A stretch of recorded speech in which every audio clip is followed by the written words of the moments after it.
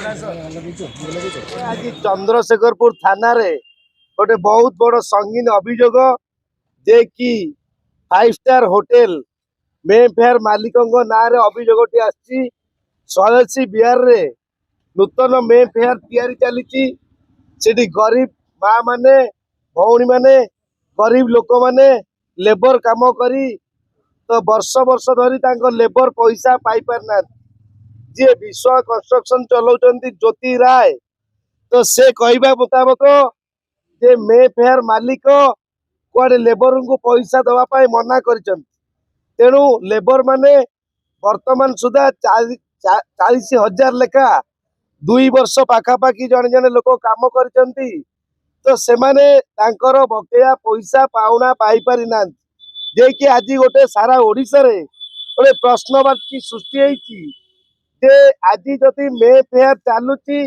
ताले गरीब लोकों रक्त रे गरीब लोक माँ मानकर झाड़ बुआ धन रे आज मे फेयर लोकार्पण होची कि नूतन बिल्डिंग तैयारी होची बोली तो वर्तमान गोटे प्रश्नवाची सृष्टि होती सारा ओडिशावासी देखंतु सरकार काहाकू न्याय देबे जोटी मालिक मे फेयर मालिक कहिसंती बोली मोर क्लाएंट कहवा कथा ए आज्ञा देखंतु आमे आईनजीवी माने केबे कोनोसी कथा मनगड़ा कहबे नहीं जहाँ तांकर क्लाएंट कहितिबा अभियोग करतिबा कथा को नहीं तो वर्तमान आमे चंद्रशेखरपुर थाना रे 100टी एतला वर्तमान दबाकू जाउचु जो 100टी एतला ता भितरु 40टी एतला मध्य काली स्पीड पोस्ट हो सारी मे फेयर मालिक आउ ज्योति राय विरुद्ध रे जदि ज्योति राय मे फेयर काम करुचंती ताले आज्ञा तो ज्योति राय जानिबा दरकार जे गरीब लोक काहे थानार द्वारस्थ हेले तांको पेट को काहे लात मरा गला काहे ज्योति राय माँ मानू व्यवहार खराब कले जीवन हत्या करने गाड़ी चढ़ाई पैसा मागिले नानादी प्रकार क्राइम करने तो लेबर मानू ज्योति राय जे मोर क्लाएंट कहवा कथा अलेख बाबू कहवा कथा से वर्तमान 100 रु 150 लेबर भाई बहन मैंने निज पैसा न पाई आज चंद्रशेखरपुर थाना रे द्वारस्थ होती आज्ञा देखंतु जदि आज सचिन तेंदुलकर आसले मे फेयर आदि प्रधानमंत्री के खास लोक मे फेयर आंतु ता माने मे फेयर जदि गोटे गोटे प्लेट खाद्य देले 1000 टंका नौ किंतु मे फेयर मालिक जदि जानी नांती ताले अति शीघ्र जानिकी तो यार व्यवस्था करंतु लेबर मान पैसा पैठ करंतु आउ जो माने झाड़ बुआई मे फेयर नूतन मे फेयर टी काम स्ट्रक्चर बनई पेट को लात न मारी न्याय दिंतु नचेत आमे यही जो 100टी एतला मे फेयर मालिक हूँ ज्योति राय हूँ से आउ जी सब इनवल्व अच्छा तो ना आमे हाईकोर्ट इनाक्शन फाइल करूँ जोटा कि 100टी एतला पंजीकरण करूँ यार इनक्वारी क्राइम ब्रांच ठारू सीबीआई पर्यंत चेष्टा करूँ पहुंचापी तेणु आम एटारे मुख्यमंत्री के अवेयरनेस करुचु निवेदन करुचु जदि लेबर एक्ट लागू हुआ ताले यही लेबर भाई बहन मानू यहीपरी हईराण हरकत करते नहीं जो दिनर मजूरी झाड़ बुआ धन तुरंत फेरई दिंते तेणु आमे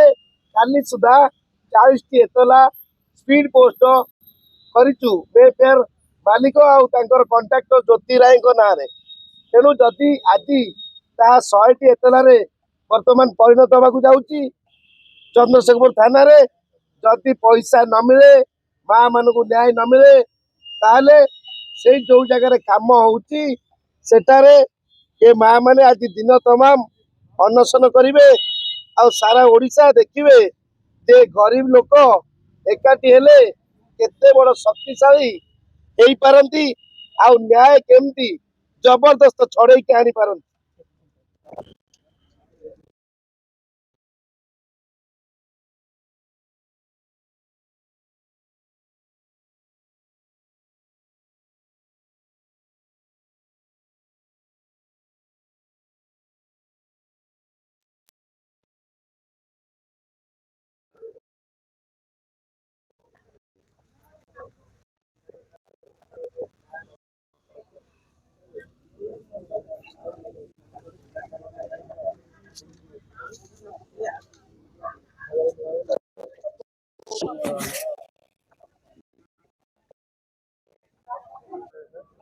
ମୁଁ ସୁଶାନ୍ତ କୁମାର ରାଉଳ, कौन पे आसिले आଜି ଘର କେନ୍ଦ୍ରାପଡ଼ା। ଚନ୍ଦ୍ରଶେଖର ଥାନା ପାଇଁ ଆସିଲେ ଆପଣ କଣ କରୁଛନ୍ତି? ମୁଁ ହୋଟେଲ ମେଫେୟାର ସେଞ୍ଚୁରିଆନର ଜ୍ୟୋତିରାୟ ଏମଡି ଆରଆଇପିଏଲ କମ୍ପାନୀରେ କାମ କରୁଥିଲି ଲେବର କଣ୍ଟ୍ରାକ୍ଟର ଭାବେ। ପାଖାପାଖି 30-35 ଲୋକ ମୋ ପାଖରେ କାମ କରୁଥିଲେ। ପାଖାପାଖି 2 ବର୍ଷ ବି ମୁଁ କାମ କରିଛି। କାମ କରିଲି ଅକ୍ଟୋବର 10 ତାରିଖରେ କାମ ଛାଡ଼ିଲି। ତାଙ୍କୁ ବି ଜଣେଇଲି ଏମଡିଙ୍କୁ ୱିଥ୍ ପିଏମ୍କୁ। ଜଣେଇଲା ପରେ ଏପର୍ଯ୍ୟନ୍ତ 2 ମାସ ଟପିଗଲାଣି। ମୋର ବଳକା ଅନ୍ୟାନ୍ୟ 6 ଲକ୍ଷ ପ୍ଲସ୍ ଟଙ୍କା ଅଛି ପାଇବା ପାଇଁ। ସେମାନେ ଫାଇନାଲ ବିଲ୍ କରୁନାହାନ୍ତି କିମ୍ବା ପେମେଣ୍ଟ ବି କରୁନାହାନ୍ତି। ଅଫିସକୁ ବାରମ୍ବାର ଯାଇକି ଥକିଗଲେଣି। ଆଜି ଯାଏ କୌଣସି ରେସ୍ପଣ୍ଡ ମିଳୁନାହିଁ। ମୋତେ ପେମେଣ୍ଟ ମିଳିବ କି ନ ମିଳିବ ସେ ବି କିଛି କନଫର୍ମ କରୁନାହାନ୍ତି।